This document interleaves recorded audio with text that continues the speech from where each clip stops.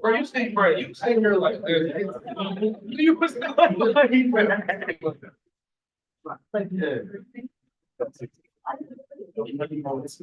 All right, I call this meeting to order at 5 o'clock. Attorney General Jallo, can you listen to fight song, please? Oh, I don't.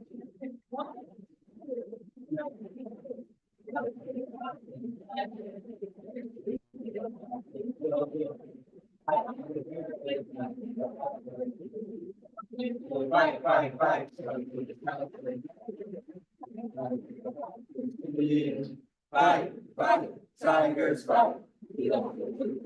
See you.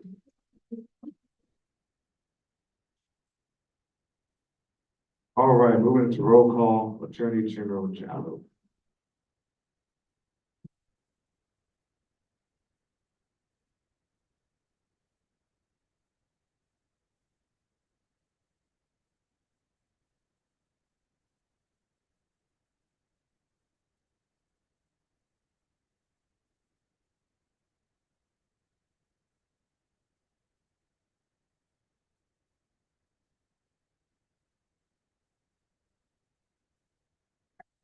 President Colquitt, President. Vice President Bell, Treasurer Nonga,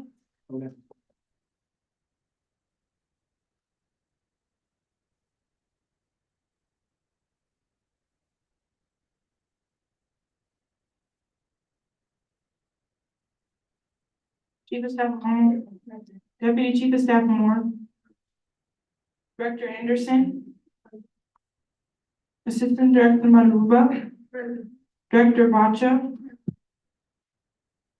Director Battle, Assistant Director Parker,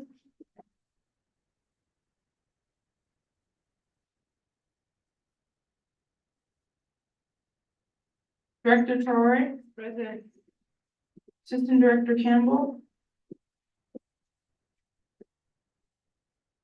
Director Farmer, President, Assistant Director Johnson, President, Assistant Director Nkambuzi, Director Edwards, Assistant Director Dixon, President, Director Thompson, President. Director Fletcher, Present, Director Lusanya, President, Assistant Director Abdul, Director Adewale, Assistant Director Ajayi, Present, Director Brown, Present, Representative Tang, Representative Lewis, Present. Representative Johnson, Representative Thompson, Representative Robinson, President Pro Tempore Rhymes,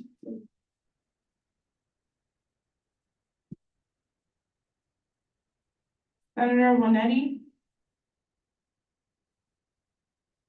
Senator Liu, Present. Senator So, Present. Senator Agumezi, Present, Senator Chen, Government Operations Chair Crosby, Present. Senator Uma, Present. Senator Holland, Senator Bendu, Appropriations Chair Jackson, Senator Weems, Senator Vivian Wilson, Chief Justice Bennett, Deputy Chief Justice Sanya, Associate Justice Brisbane, Associate Justice Bryant,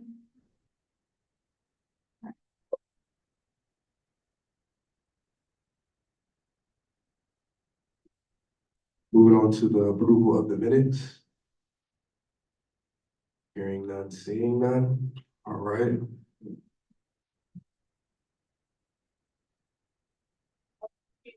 Any amendments to the agenda? Senator Vivian Wilson.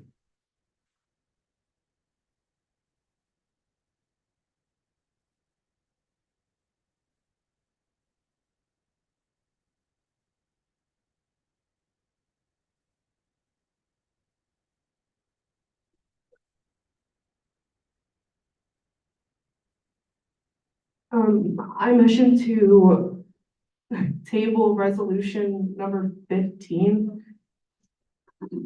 Oh, you can't table something that you didn't. Oh, my. You motion to add. No. I yield to Lynn. Senator Crosby. The goal is to motion to add Senate Bill 15, Resolution 15 to the agenda for the purpose of tabling it to. The divestment. Okay, We have to add it to the bill and taking it for the special session. We never tabled it this time.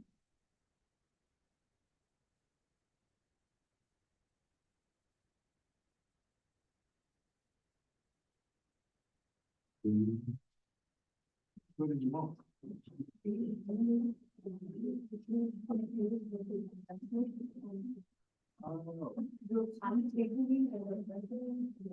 Oh, okay. Yeah, we don't got one.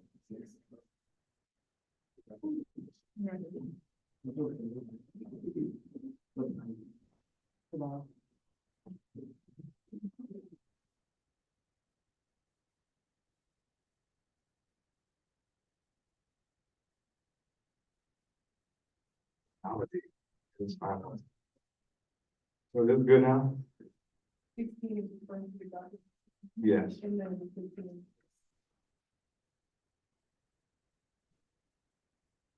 Table 15.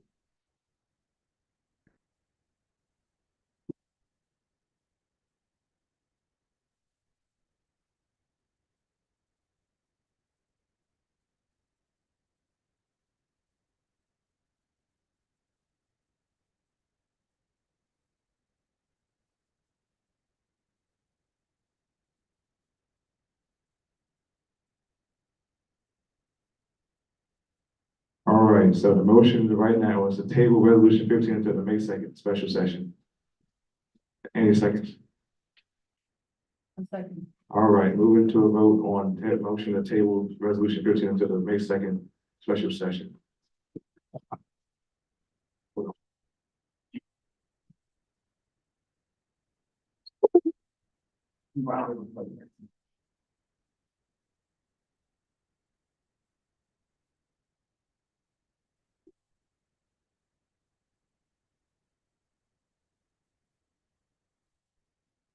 Let me go. I have another two USBs can be plugged in at the same time. Give me a second. There we go. All right, the vote is now open.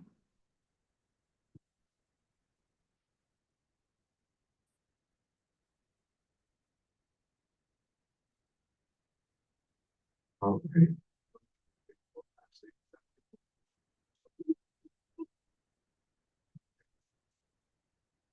It is passed, so the motion, I said table.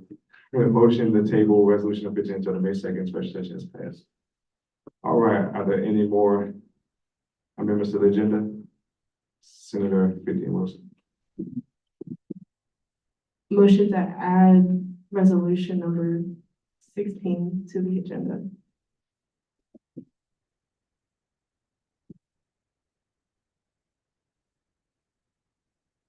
Yes, does she have a second? All right, moving to a vote, the motion to add resolution number 16 to the agenda. So, and open vote.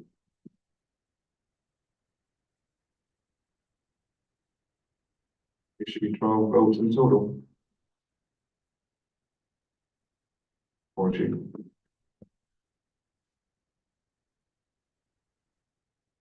With that, the motion to add resolution 16 to the agenda has passed.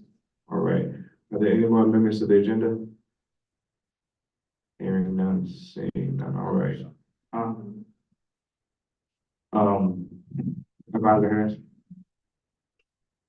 I can see now, but you didn't look up. sorry, You added, you voted?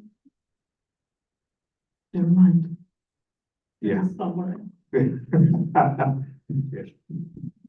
All right, moving forward, oh, the wrong one. There we go. Moving to, oh, we have, all right, guest speaker, no more amendments to the agenda? All right, moving forward. We have a guest speaker, he's speaking on behalf of Mr. Bill Hellman. They come from the Library of Information Technologies. Do you remind me your name again? Rick Davis. All right, this is Mr. Rick Davis from the Library of Information Technologies Department. So we can give him his everybody attention. We got to pull the PowerPoint back up very quickly. Might also be weird, but email I was gonna say, but. All right, well, hello, my name is Rick Davis. I'm the copyright librarian and head of resource sharing at the library. And I'm joined by my colleague, Lee, who is our e-resources and discovery librarian. Lee and I are the co-leads on our library's team for our library system migration, which I'm here to talk to you all about. Just be closer to the mic, please. Oh, sorry. All good. You take it out. You can take it out if you want to. Thank you. Sure. So, as I said, we're here to talk about the upcoming change to the library system. Can you go to the next slide? So, yeah, 1 month from today, on May 23rd, Cook Library will be switching library service platforms along with the other 17 libraries in the University System of Maryland and affiliated institutions libraries consortium. So that's the USM institutions as well as 3 affiliated institutions, Morgan State, Loyola Notre Dame, and St. Mary's College of Maryland. So we're all switching to a new library platform, and we time this to occur on the last day of the latest end of the spring semester on all the campuses that we serve. So that's why we chose this May 23rd date. Next slide, please. So you might be asking, why are we making the change? So our current system is over 20 years old. It's been there longer than I have, which is quite a while. And it has several limitations and drawbacks. It's a client-based system, whereas the service we're moving to is web-based, so we can access it from within the stacks in the library, anywhere in the library, rather than having dedicated workstations to use it. And among other things, the current system is managed centrally by a team of system librarians at College Park. So we've always had limited ability to run reports and do other types of analytics in the current system. As far as users are concerned, the new Cook OneSearch interface will make it easier to find and retrieve our print, media, and electronic content and to export records to citation management systems. The new interface also is more responsive to display and mobile devices. Next slide. So in terms of changes, really everything's going to stay the same. It's just you're going to see a different interface going forward. You'll still be able to access our electronic databases, e-journals, ebook. You'll still be able to use interlibrary loan to borrow materials from other libraries outside of the USMEI system. You'll still be able to make permalinks to items in the system that you discover. You can also save queries and share those with others if you want to. And there's a more robust set of search limiters and facets in the new interface that will allow you to drill down on your results and also even limit your results to your chosen discipline if you want to. Next slide. So we are publicizing this now and through the fall, until the fall. So one date to keep in mind is that the week before we go up live in the new system on May 20th, we'll have limited access to our current system. So that means you will not be able to request materials from other USMEI libraries in that 1 week from May 17th to May 23rd. So if you need to request something from College Park or for UMBC or any other campus in our system, just make sure you get the request in before the 17th or wait until after the 23rd to do that. So May 23rd is the go live date for the new system. And then the staff will still have access to the current system until the end of June, but users will not really have access to that at that time. And we've been sharing this information with other units on campus. We've spoken to the Graduate Student Association, we've spoken to the Tufts University Staff Senate, and some of the Senate committees like the Information and Instructional Technology Committee. And then we're also sharing this information with academic senate. So we just want to make sure the word has gotten out to all members of our community that we serve about this upcoming change. And if you go to the next slide, I think it's the last one. So we do have a website, a page on the library website that gives more information. We will continue to send information out through the regular channels on campus, through TU Today, and also the library website. The QR code will lead you to the project website. And then you can always, as always, you can use our Ask a Librarian service. You can contact us via chat, email, or phone us directly at the library if you have any questions about the system. So at this time, if you have any questions about this information, Lee and I will be happy to take those. All right, would anybody have any questions?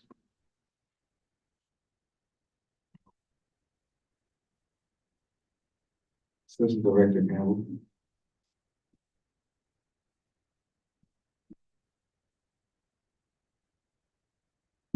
Hi, I just wanted to know, like, how does this directly affect like accessing the databases and things like that? So like, what, like, biggest, like, what does it look like? How is it more accessible and things like that?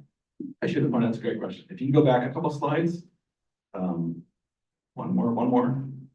Okay, so right there on the top, you can see what the current Quick One Search looks like behind that top slide, and then there was catalog basic search.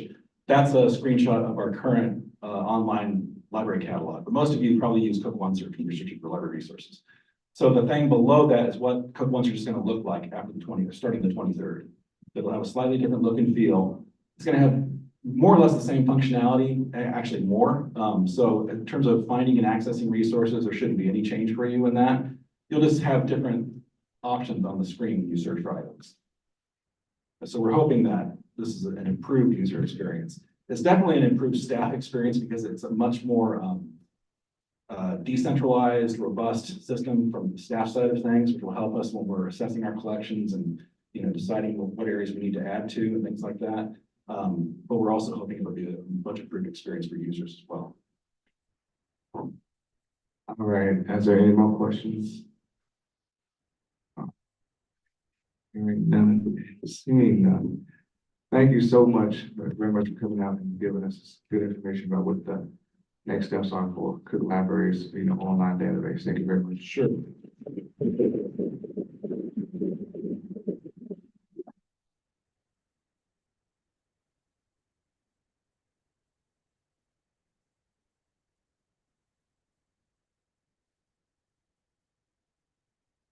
Alrighty. Moving forward, is there any public participation or student concerns in the gallery? Seeing none, all right. Moving to communications, Advisor Harris. Happy Tiger Tuesday. So I just have two announcements. First is congratulations to folks who are nominated for Student Affairs Leadership Awards this year. We had a record number of nominations, so congrats. That means y'all are doing some really good work. That event is on May 2nd, and we're excited to acknowledge and celebrate the folks who have been doing the work.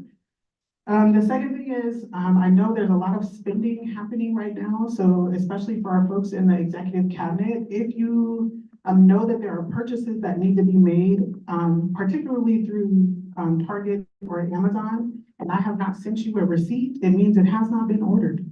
So if you know something needs to happen and you haven't gotten a receipt, please contact me, remind me, come see me in person, or send another email so we make sure your items are ordered and they get to you on time. Thank you.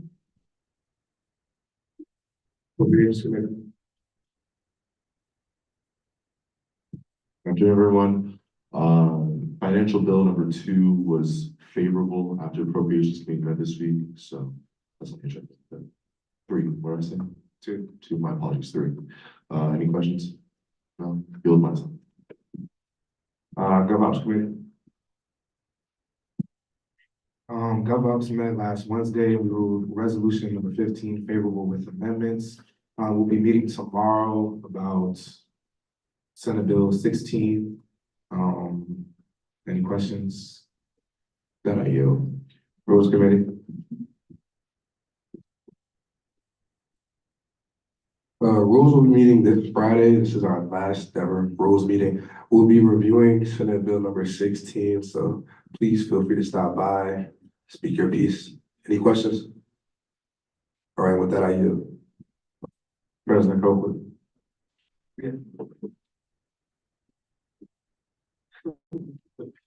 All right, good evening, everybody. Happy Tiger Tuesday. How you guys doing? Doing good? Okay. Okay, not much to report. As I said in our last GA, we're getting there, the final stretch, stay active. Student Appreciation Week, I think, is going great. Shout out to everybody that's had their event so far. I know I went to the Pause and Show and I thoroughly enjoyed it. So, yeah, just stay the course with that. I also met today with Director Anderson and the Academic Standards Committee. They reviewed Resolution 10, the Mental Health Day of the Personal Wellness Day proposal. And the committee unanimously, without our 2 votes, denied the request on the grounds of needing more research and 1 second.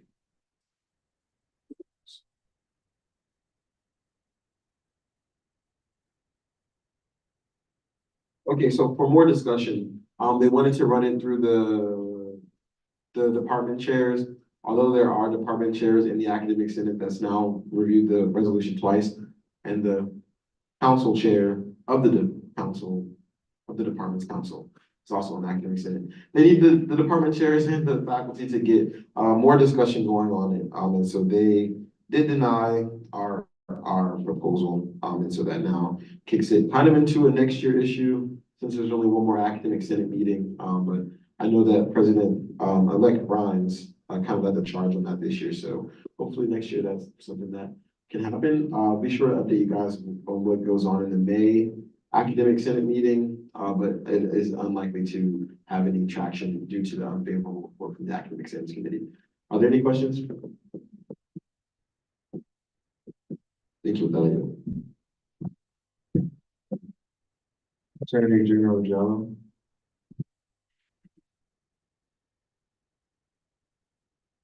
Happy Tiger Tuesday, everyone. Who's tired? Yeah, okay. So just a reminder, I know, we're getting closer to the end of the semester and we're all burnt out, we're all tired. And yeah, so just making sure that everyone's doing what they're supposed to do, showing up to GA. If you aren't here by the time I say your name for attendance, you're marked absent. So just keep that in mind. If you are going to be late, just shoot me a quick text, let me know. Also, filling out absence requests if you're not gonna be here, or if you're gonna leave early, anything like that.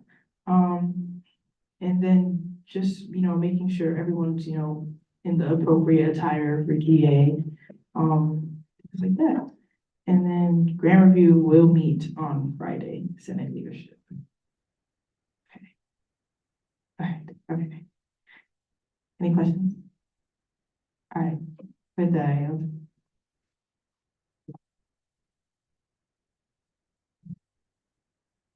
People staff Oklahoma.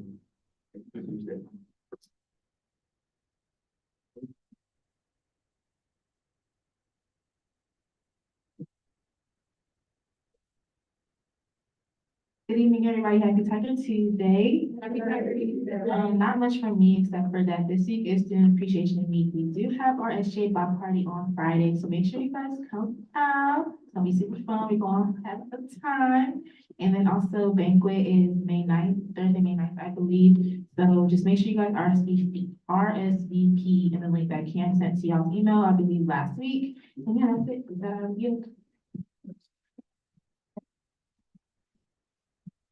From academic affairs.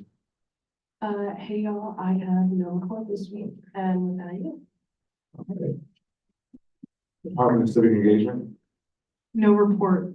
Department of Communication, No report. Department of Community Outreach.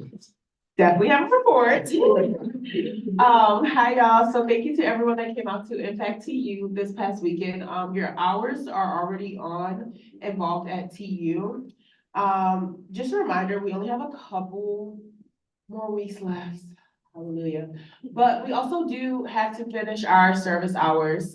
So tomorrow we do have a Cubby Stuffers event from 4 to 5 in the SGA office.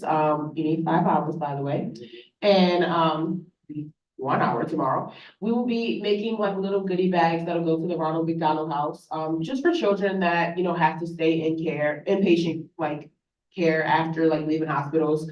They come from all over the country, just giving them a little something like to say, you know, keep pushing, we appreciate you. So please come out tomorrow to help us with that. And if you know you don't have your hours, please show up if you are available. And then last night, we also had a paint a pot event. That was a lot of fun in honor of Earth Day. There was a presentation, about like some of the things about Earth Day and like learning about your carbon footprint. And we gave away like some plates and a few people showed up and it was a lot of fun. Any questions? Okay, with that, I yield.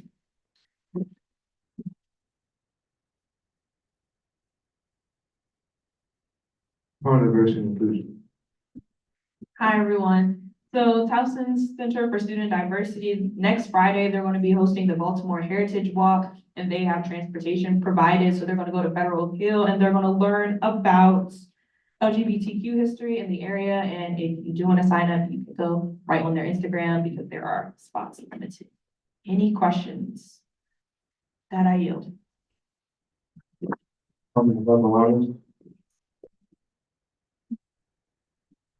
Good evening. Only thing was today was the blood drive with the American Red Cross for sickle cell. We had over 25 volunteers. No one fainted, so thank goodness it was a success. And that is all. Any questions? Okay, with that, I yield.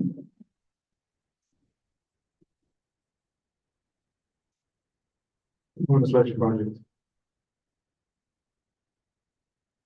Hi, everyone. Just a reminder that the finals are coming up and we will not be accepting any more events past May 15th. With that, I yield.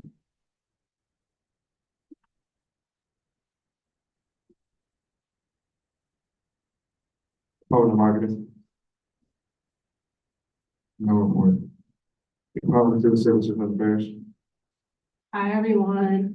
Just one thing to report. I am partnering with TUPD on Thursday for, TU Safety Day. It will be in Paul's Pavilion from 11 to 2, so please come out. And as Chief of Staff of COLA said, the block party is on Friday, so make sure y'all come out, play some games, win some great prizes. Okay, you. I want to see the organizations. Hi, everyone. So I only have one thing, but some is on May 6th, 5:30 to 6:30 in LA 1201. And I really want at least anyone that can make it from SGA to be attending, because from the last, they really loved it, but I also wanted people to like, people from SGA to really hear them. I mean, I know it probably wouldn't matter, but just be there to kind of just like see them and stuff, but yeah, that's it. With that, Public and New Student Development. Hey, everyone. So today I met with Brittany DeBose, and she's the Assistant Director of Transfer Recruitment. And we met regarding a collaboration on events for next semester, the Degrees to Succeed program, and a transfer student newsletter for next semester. Any questions? And with that, I am. We'd like representative.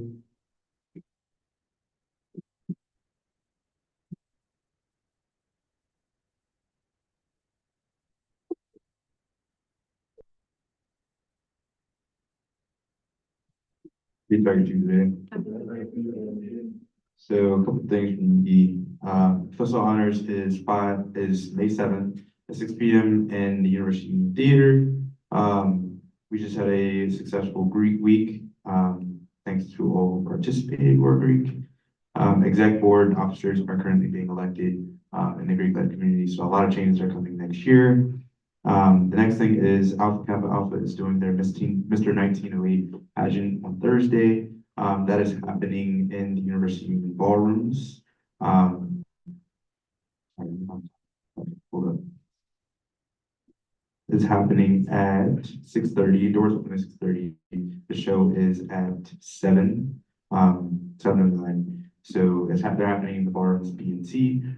Tickets are $10 if you, West Village Ballrooms, at 7 to 9. Tickets are $10 if you want to attend. Lastly, I want to congratulate Delta Sigma Theta, community chapter of Delta Sigma Theta for their spring line. They did a lot of work this semester when bringing this new line in. So huge congrats to Director Edwards, Acquisition Director Dixon, Chief Justice Bennett, Associate Justice Brisbane, Senator Holland, Representative Johnson. I think that's it. So congratulations to them.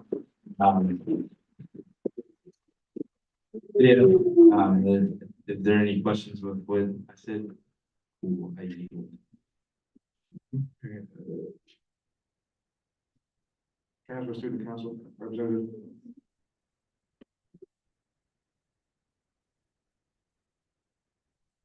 No report.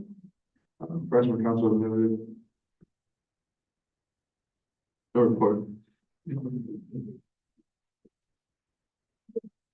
Treasurer on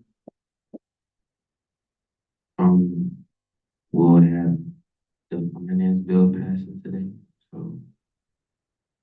Just reading. Any questions? With that, are you?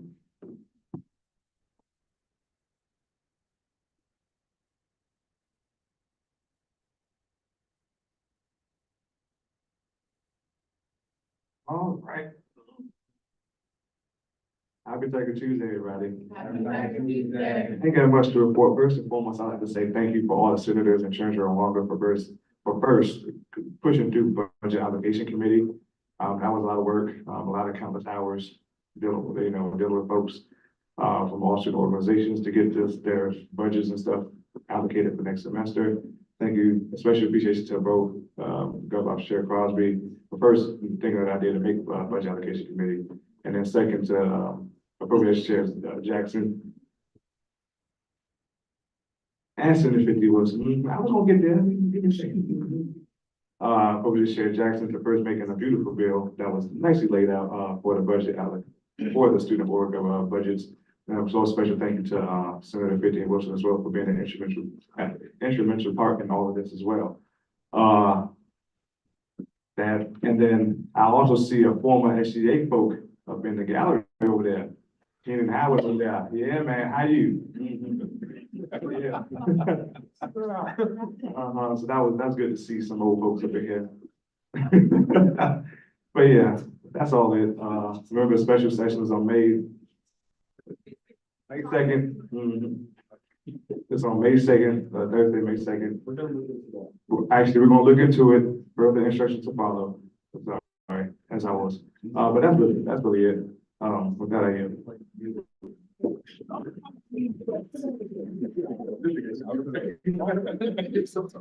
Yeah.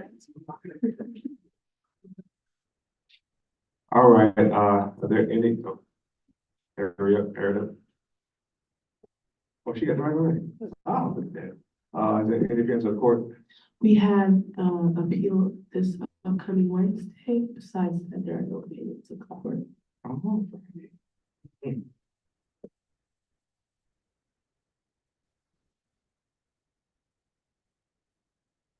All right, before we get started, we're gonna move into a quorum call. So y'all know the drill. Once the vote opens up, just mark your presence.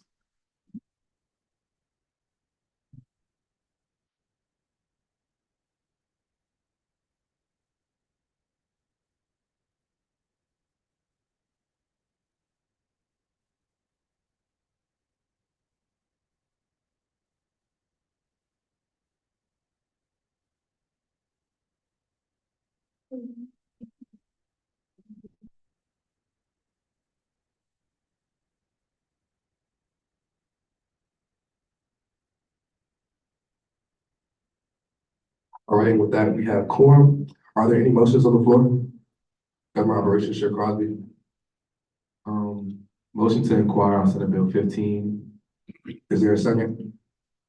Thank you, Appropriations Chair Johnson. With that, we can now move into a vote on moving to inquire about Senate Bill number 15.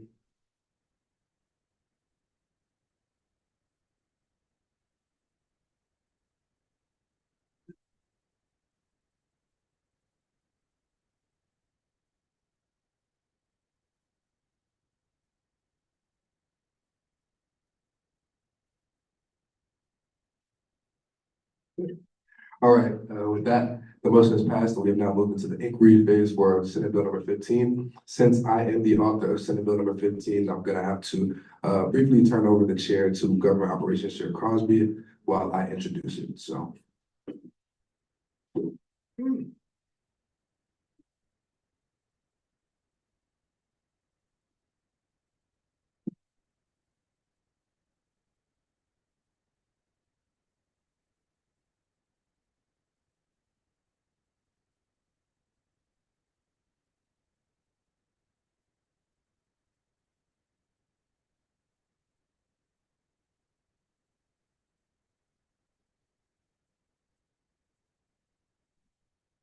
So Senate Bill number 15 is just the complete revision of the bylaws. I didn't even make a presentation for this one because it literally is hand in hand with the Constitution that we just passed a few weeks ago. And also a quick update on that, the election results came back and the Constitution did pass, so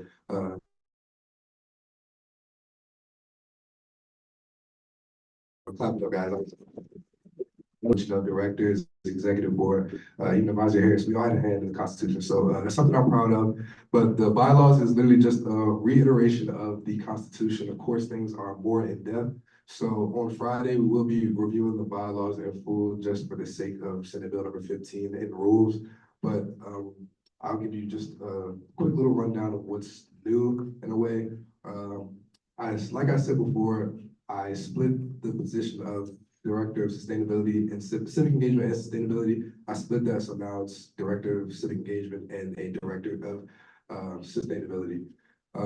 Another change that I updated in the bylaws was just having the Senate, I updated the number of Senate seats we will have available in SGA next year. And then I also updated how the senators are allocated and how they're representative of certain colleges on campus. That was another change. Of course, removing the judicial board, well, not removing it, but just combining it with the judicial branch. So now it's just one thing, the judicial branch. And also removing the executive council and just combining it all with the executive cabinet. So that was pretty much the thick of it. Are there any questions? Senator Liu?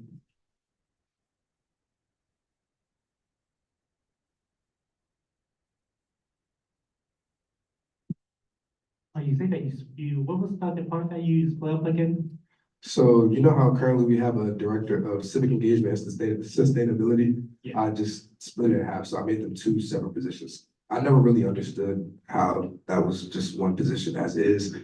So of course, it'll be two separate departments now. So, you know, a director for sustainability and assistant director for sustainability, as well as a director for civic engagement and an assistant director for civic engagement. Oh, but my question is, would that cause any like payroll issues, anything like that? No, it won't, it won't. Yeah, I knew it. Any other questions? All right, seeing none, thank you. And just another reminder, I don't know if any of you are like currently looking at the bylaws, but there's a lot of like formatting issues I couldn't fix on my own. So by Friday, that'll all be fixed. And then, you know, next week when it's on second reading, it'll be how it's supposed to be. But thank you.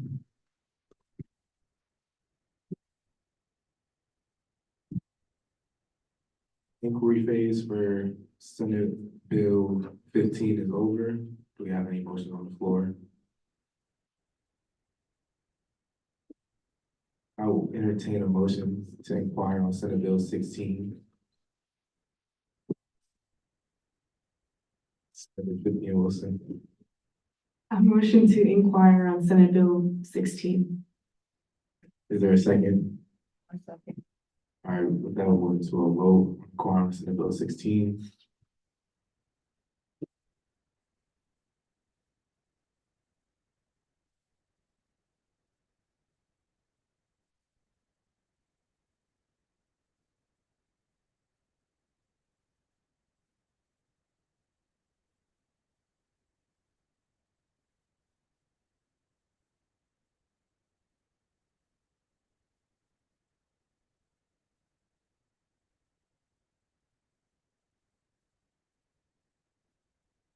Seeing as I'm the bill writer, I'll be giving the chair back to President Pro Tempore Lyons.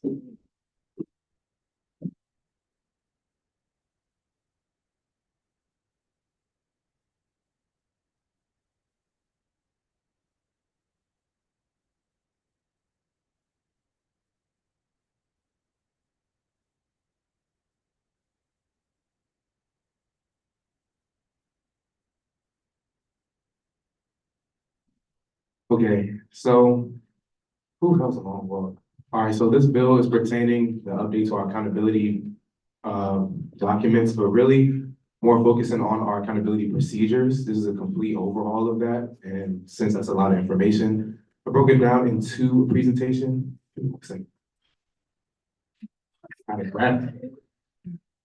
Okay, so hopefully everybody can see the screen. It's gonna require a little bit of following, so just bear with me for what Sean doing to it.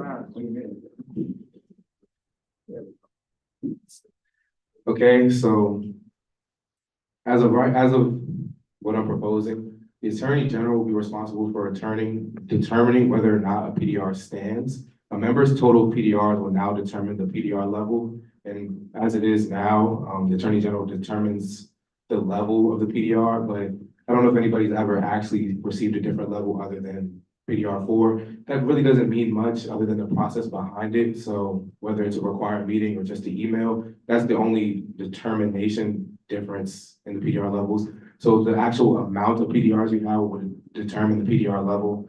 Once a PDR is considered standing, there will be a set of actions that need to follow that. So once you're in a PDR 1, you'll get in communication with the Attorney General, whether that's email or in person. PDR 2 is a required meeting, and PDR level 3 is an employment review. Don't go up yet. I got you. So looking at the exact amounts, I have it nicely placed there. Any amount that you have between 1 and 3 will be considered a PDR 1. Again, that is just a warning, just a communication, just figuring out ways to improve your actions moving forward. If you receive that 4th PDR, that is a required meeting between the Attorney General and the Chief of Justice. With this new process, we'll be including the Chief Justice in our accountability. They will be receiving PDRs with you or with the Attorney General, but on the 4th PDR in the required meeting, they'll be present in that conversation on how to help improve with your time at SGA. And then any PDR 5 and above, that will be an employment review, which I'll describe that later on. Let's go to the left a little bit, Sean, make sure I'm not missing nothing. Oh, yes. So once you have a PDR considered standing, your amount does not go down and it does roll over into the next year. This is really so we can try to create accountability within SGA. As of right now, being frank, PDRs don't actually hold much weight. I think anybody who's received the PDR probably didn't lose any sleep, was not worried about losing your job, things like that. So creating actual accountability within SGA, so these amounts, while seeming little, you shouldn't be getting 5 PDRs, but if you do, there are actual consequences that go along with them. We just go ahead a little bit, Sean. Well, to the next one.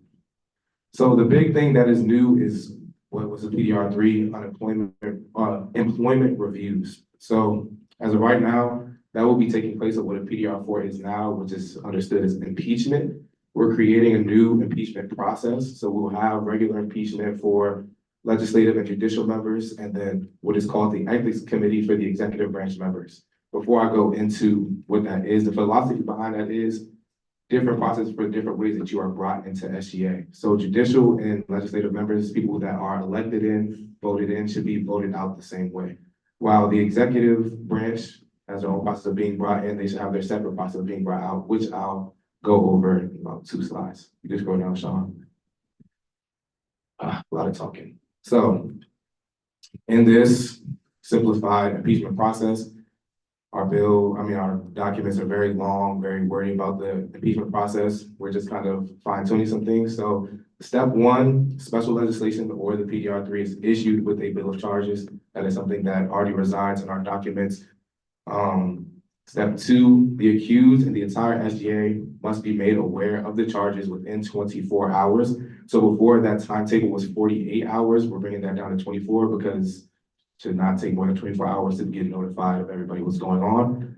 Step number 3, the impeachment committee is formed by a chair with 7 senators. Who the chair is, depending on what's happening, is outlined in our documents in a much more thorough way. In normal circumstances, it is the president pro temp. And in the event that the president pro temp is the one getting impeached, that turns into the chief justice. That is something that is not created by me, that is already created by our documents. The only improvement that I added is the impeachment committee. The reason that we have an impeachment committee with 7 senators rather than the entire Senate is because of step 4. The impeachment trial takes place within 5 business days. before that was 10 business days, a process that really should not take 2 weeks is now gonna get brought down because of the limited number of senators that are gonna be a part of the impeachment process. Less people that you have trying to coordinate a meeting, the quicker that the meeting can happen. And then step 5, decision will be made with a 2/3 majority vote, utilizing a confidential ballot. Again, that is something that's already in our impeachment process. So before moving on, the reason that we're trying to shorten, well, I'm trying to shorten the impeachment process is to basically create a process that's actually feasible to go through. As of right now, impeachment is really just seen as a pipe dream in our circumstances. Most people don't want to go through the impeachment process unless somebody did something very egregious, and that time will probably step down. But we want impeachment to be something that's an actual tool to us in the event that there is anything that needs to be removed. Again, we're not trying to make it crazy. We don't want to keep removing people over and over again, but there does need to be a sense of accountability within SGA. You can go down to the next slide, or if you have a question, President Coakley.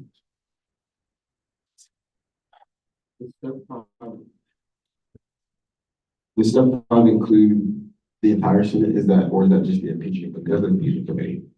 So that one meeting will happen, that all will happen within the impeachment trial.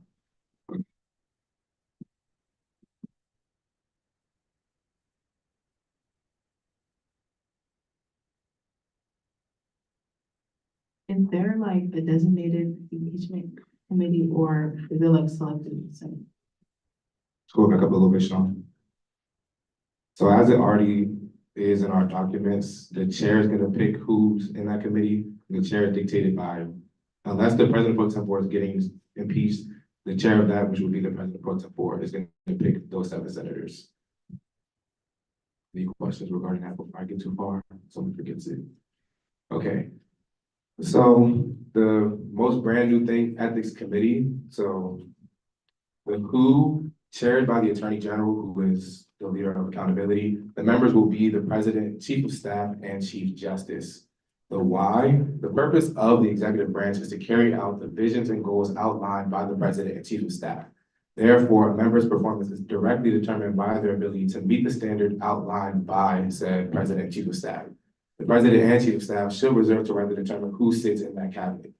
So in simple terms, those two, the president and chief of staff, determine people who they feel is most equipped to carry out the goals of their administration, whether it's health and wellness, whether it's sustainability.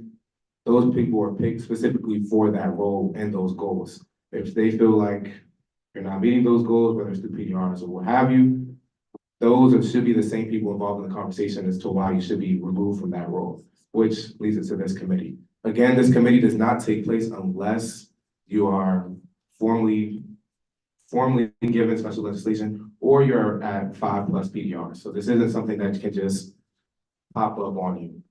The how, the members' continued membership is to be determined based on the merits and governing documents and facts of the case. Again, the case, which is the PDR, not just whatever the committee wants to talk about that day. The decision requires a majority decision by the committee to move forward. So it's not just one, it's not just the president, a majority decision. Since it is the president, chief of staff, and chief justice, that is 2/3. Any questions on that? Comments, concerns? Cool. Oh, did not see. Okay, can you just please explain a little bit more for some people who don't understand, like the difference between the ethics committee and then the impeachment committee? Like, what's the difference and who goes to which one?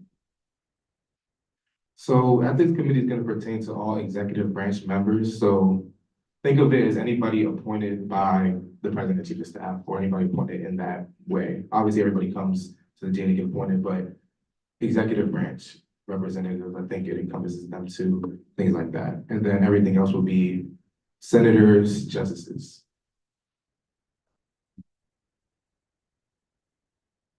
So you said that the ethics committee is comprised of the president, chief of staff, chief justice, deputy chief justice, and attorney general. The attorney general is the chair, so I'm assuming the attorney general doesn't vote, right? So what if there's split vote? Attorney general votes. Yeah, you have W. Debbie's not supposed to be in there. Debbie's not supposed to be there to prevent a split vote.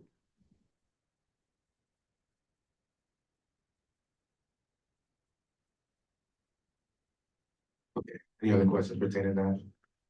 I guess I have to make amendments to my own document, but yes, the deputy chief justice is not supposed to be in that to prevent split vote. Okay, any other questions? Okay, goes on to the next one. Oh. Okay. Okay. So the point of all of this, one is to improve communication and development. And all these really tie in together. I feel like with accountability, it allows for us to actually improve people and build people. If you're not doing the right thing, there should be a way for us to actually communicate, lowers the decision-making time. Instead of our attorney general just sitting around wondering what PDR level it should be, we should have things already set and happening in our committee accountability process rather than trying to rely on somebody to make it happen. So just having that by us being able to keep each other accountable, but also developing people who need help. You know, PDR is not supposed to really be a scary thing. It's supposed to be us fostering you, growing you in your position, helping, finding ways for you to improve, things of that nature. But in the event that, you know, you just keep doing the same thing over and over, it does create accountability with real consequences. As of right now, receiving a PDR doesn't really do much to you. You can just keep going about doing the same thing. And our impeachment process is very long, very tedious, something nobody wants to do. So the solution, as it stands right now, is to just let you keep doing your thing while other people have to pick up your work. With this, we kind of take that away, have things that actually happen, have means to actually go about moving you if you are becoming a problem with an SGA, but also developing you if you are struggling. So any last question, comments, concerns?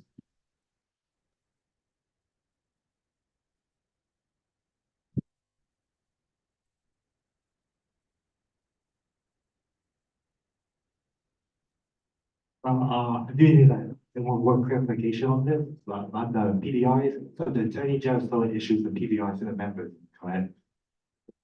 Well, she determines if it stands.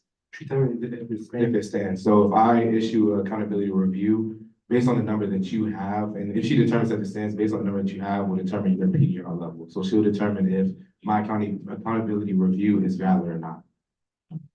Okay, so you think that can like anyone write a PDR to anyone? Say that one more time. Can like anyone write a complaint about PDR? Yeah, that process has never changed. So anybody can write an accountability review on anybody anytime. That's just the nature of SGA as it is.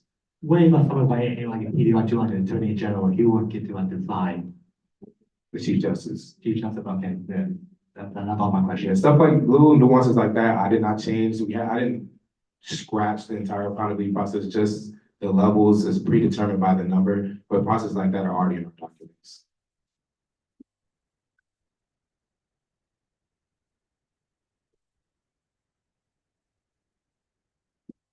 In the case where, the attorney general is getting the PDR, would the deputy chief take the place of, because you said that the deputy chief doesn't vote. Like, For the committee part? yes. Yeah, so, that would turn into the chief justice. If the committee is meeting about the attorney general, then I will go to the chief justice. And if that's not explicitly clear in the documents, which it'll get reviewed in GovOps, if it's not there, I'm the bill writer, I can add it or make it make sense for that. Any questions, comments, wording, concerns? And just a point of clarification, I would say, point of clarification, all of this, like, I purposely removed the process out of the Constitution and, left it to the bylaws because I knew that the county bill was coming. So whatever like happens with this, obviously it's going to committee, so it can all be changed, it can all be edited. But whatever is happening with this will eventually just be added onto the bylaws. So it's no issue. It's not a heavy lift to, you know, talk about in the committee and everything. But this is all good discussion. It's an accountability, it's not. That's where I come from. Yeah, what I was really saying was I removed the process out of the Constitution, and then whatever this new process was going to be, I was just gonna put it in the bylaws so the process could be somewhere. Because before it was in our Constitution.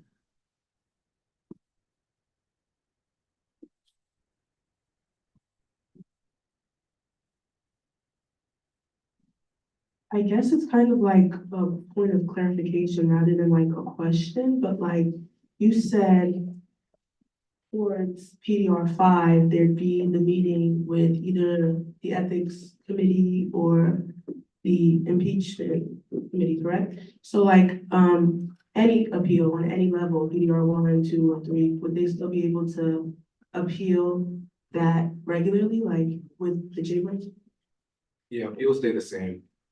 So everything, if you want to appeal whatever decision happens, it'll be the same as appealing if Jenna gave you a PDR 3 right now. It will be the same, well, I'm sorry, Attorney General Dodd. It will be the same process of appealing. Okay, so just to clarify, so there's only 3 PDR levels, right? So it says an individual is entitled to appeal any PDR level they have received. So would that technically mean that you can appeal an employment review and you can appeal an impeachment? Can you take that out? It's my understanding that you could already do that. I think me and, I don't know, maybe not. It was my understanding that that was already a gray area. I've never seen somebody trying to appeal impeachment because impeachments just don't happen. I'm open to making that something. I'm not sure on that grounds. But yeah, it's my understanding that you could appeal an impeachment. No, you could not.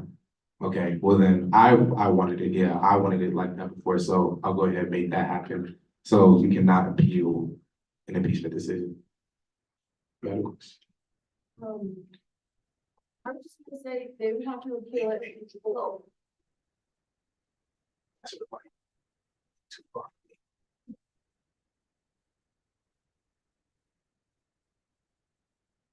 Okay, I was just gonna say they would have to appeal the PDR before it became an impeachment, like if it was their last one. So they shouldn't be able to appeal The an decision, impeachment decision. yeah, so they can If appeal not- that 5th PDR that would stop it from turning into the trial process. So I think, thank you for notifying me of that. So, all good. Cool. I can put in the accountability handbook, basically saying that you cannot appeal the decision after an employment review, but, okay. Any other questions?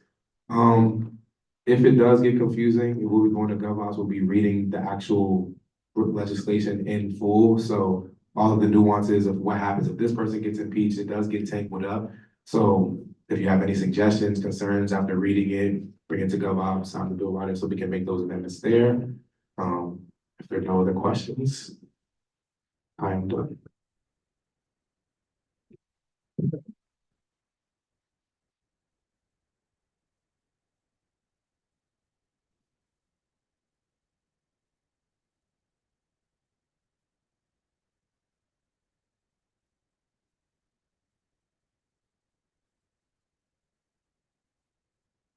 Are there any motions on the floor? Senator Finley Wilson. Motion to inquire on finance bill number 3. All right, is there a second? Thank you, Senator Bindu. With that, we can now move to the vote on inquiring about finance bill number 3.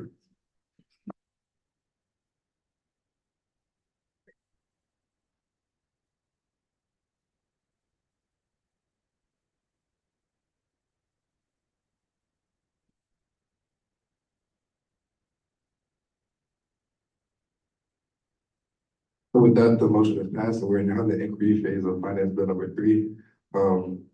Probation Chair Jackson, seeing as you're the author of this piece of legislation, would you like to just come up and introduce it? And also, before you start your introduction, I would just make the recommendation that we break Senate rules and just pass finance bill number 3 today, seeing that it is a bill, just approving the student organization's budget allocation for fall 2024.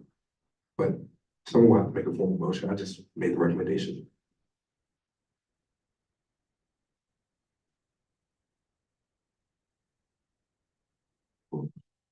Hello, cool. So this is pretty straightforward. You can scroll down a little bit.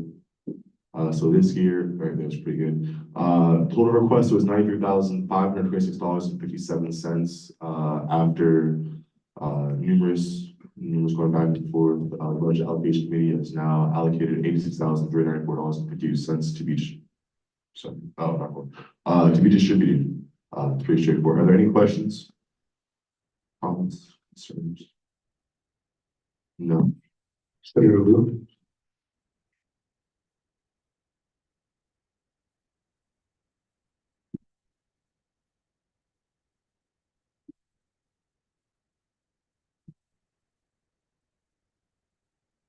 But my question is like, why was like one club budget like cut like all the way?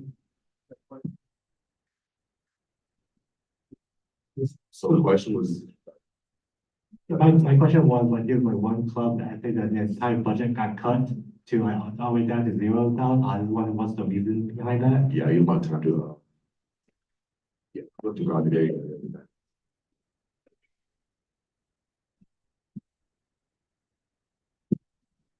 So any reductions that we made during budget allocation was anything that we found against our financial policy. So, I mean, I can't go into grave detail about this situation, but I know whatever it was, any time we would cut a whole budget, it's likely the lack of research, lack of meetings with Treasurer Onwanga, whether it be FACs, things of that nature. So anything that went against our financial policies will be cut.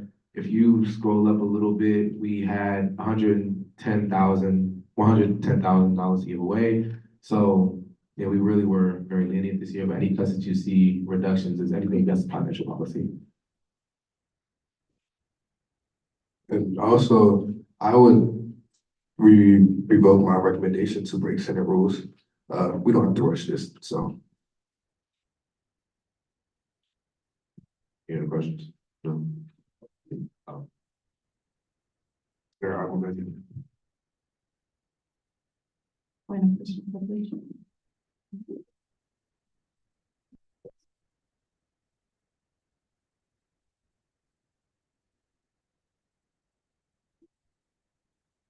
Questions? No? Yeah, you. Senator B. Wilson. I was just gonna say, if you have specific questions about any of these, final allocations, you can just question Treasurer Onwanga or one of the budget, one of the members of budget deliberation, because we did make these decisions based on, like, if they came to the meetings and government operations Chair Crosby has already said.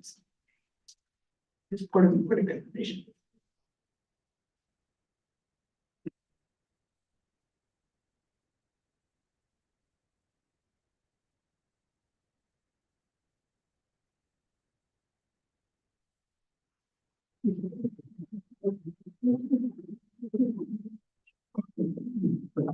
Senator Cynthia Wilson.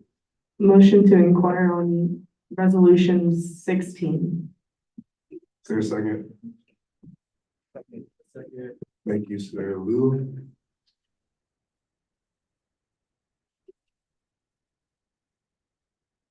Now we can have on to a vote.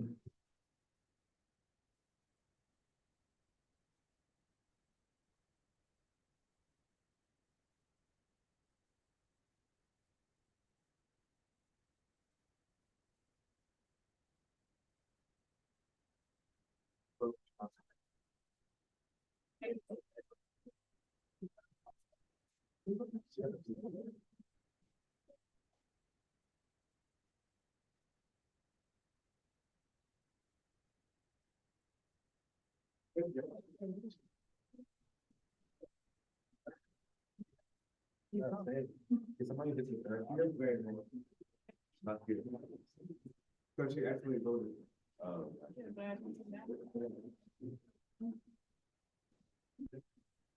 And with that, the motion is passed. We have now moved to the inquiry phase for resolution number 16. Senator Cynthia Wilson, seeing that you're the author of this piece of legislation, could you just come up and introduce it?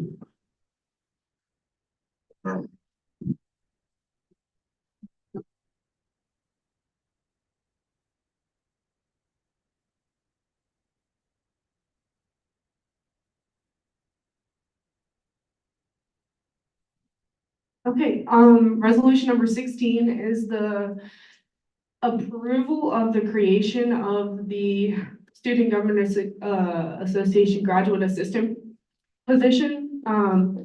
If you look at the screen, you can see all the details. The graduate assistant will work to aid the SGA office, with various tasks involving funding, organization, and administrative duties within the Student Government Association. The assistant will be expected to be on duty in the office for 20 hours a week with a compensation of a $12,000 annual stipend and a $12,144 annual tuition waiver. And the assistant will report to the coordinator of SGA Finance and Programs. The assistant will play a vital role in the efficiency of the Student Government Association office. And yeah, this is just stating that we need people like Habib in, this is like solidifying that position, providing that opportunity for graduate students in the future to work within the Student Government Association office and be like play that vital role that Habib does in the financial processes and things of that nature. So any questions? Senator Sani.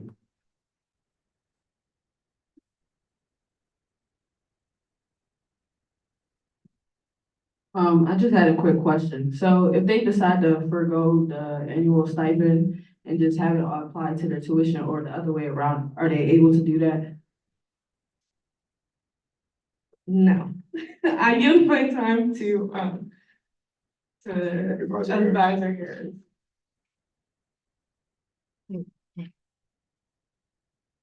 So different than, I think, some of our executive branch members who have options when they are selecting their compensation, a graduate assistant position, which is not unique to student government. It is something that happens across the entire campus. A graduate assistant receives tuition waiver and a stipend. They get both, so it comes together. The amounts that you see on the screen are for the full academic year. So if you cut it in half, that's what it is per semester.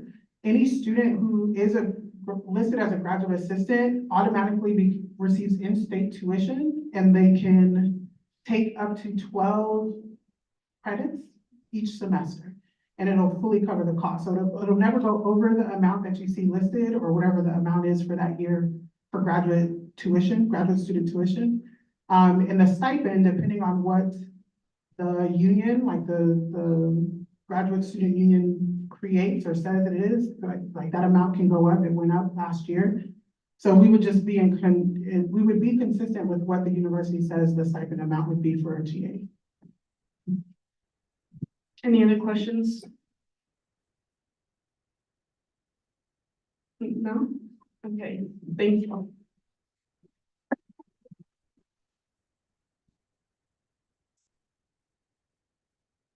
Are there any announcements? Government Operations Chair Crosby.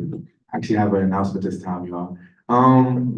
Me and Senator Smithee and Wilson are gonna be working on a little project about the entirety of SGA. So I'm gonna be sending a message in a group meeting requesting that everybody, no matter what your position is, kind of break down what you feel your job description is, an initiative that you've done, kind of the steps that you went to complete that. So we kind of compose that into a document for years after us. So kind of be utilized for people who've never been at SGA before, have no clue where to start or to begin. So I'm gonna be sending a little message about that in the group meeting, but please be able to look out for that. Director Brown.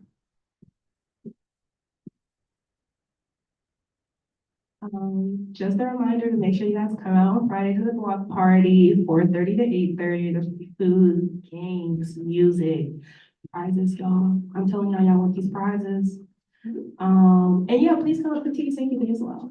And with that, I yield my time to Assistant Director. Hey, y'all, please, we are not going to send out a Sign Up Genius. So please come to the SGA work office tomorrow, workroom, to do copy stuffers with us from 4 to 5 p.m. Thank you. I yield my time to, never mind. Senator Wu, motion to adjourn. Did that sound with his brothers? Second? I say no. With that, we can now move into a vote after adjournment.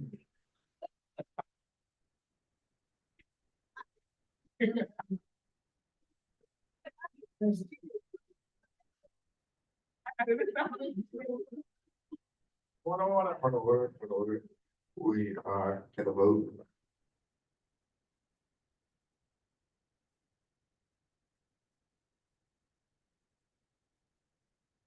What about the motion is failed? Are there any announcements? Senator Vivian Wilson. I just wanted to say that, this weekend is the annual Noche. It's, Noche Baja Las Estrellas. It's hosted by LASO, which is, I'm just letting y'all know if you want to be involved and attend a Latin American, Latinx community event, yeah. What exactly is that like? Noche is the annual, it's like a, there's music, food, like a lot of entertainment, from the Latin American community, and it's just a community anyone can attend, even non-TU students, but yeah, just to get in touch with the Latinx community in general. Thank you. Chief of Staff Okoma. Hey guys, to clarify on what Director Odesanya said, in her communications, this will be the last week that we're accepting, any event forms because that week of like May 13th and afterwards is final, so you guys cannot have any events that week. Yeah, that I yield.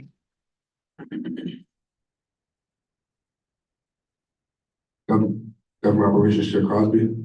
You should have do this the right way. Motion to adjourn. Is there a second? Thank you, Senator Williams. With that, we can move to a vote on adjournment.